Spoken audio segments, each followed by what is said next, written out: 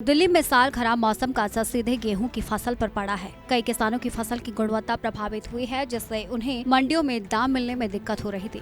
इसी समस्या को देखते हुए दिल्ली सरकार ने बड़ा फैसला लिया है। रबी मार्केटिंग सीजन 2026 और 27 के लिए गेहूं खरीद के गुणवत्ता मानकों में विशेष छूट दी गई है। ये छूट पूरे दिल्ली में लागू होगी और सीजन की शुरुआत से ही प्रभावी मानी जाएगी। इस फैसले का मकसद है कि मौसम की मार झेल रहे किसानों को राहत मिले और उनकी फसल बेकार न जाए। किसानों को राहत पैकेज, गेहूं खरीद में छूट, 70% लस्टर लॉस मंजूर।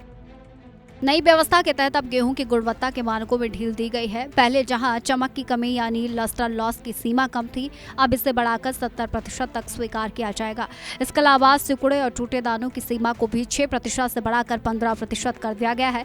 हालांकि गुणवत्ता बनाए रखने की कुछ शर्तें भी रखी गई हैं, जैसे कि टूटे और हल्के दानों की संयुक्त सीमा 6% से अधिक नहीं होनी चाहिए। ये बदलाव किसानों को राहत देने के साथ साथ गुणवत्ता संतुलन बनाए रखने का प्रयास है।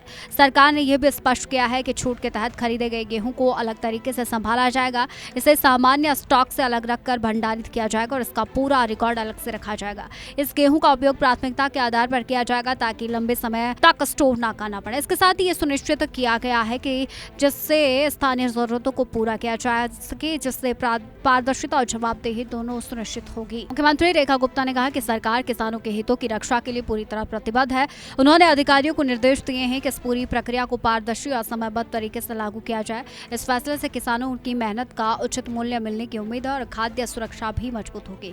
सरकार ने यह साफ कर दिया है कि इस निर्णय से जुड़ी किसी भी वित्तीय या संचालन संबंधी जिम्मेदारी वह खुद उठाएगी। अब देखने वाली बात होगी कि इस फैसले का जमीनी स्तर पर कितना असर पड़ता है और किसानों को कितनी राहत मिलती है।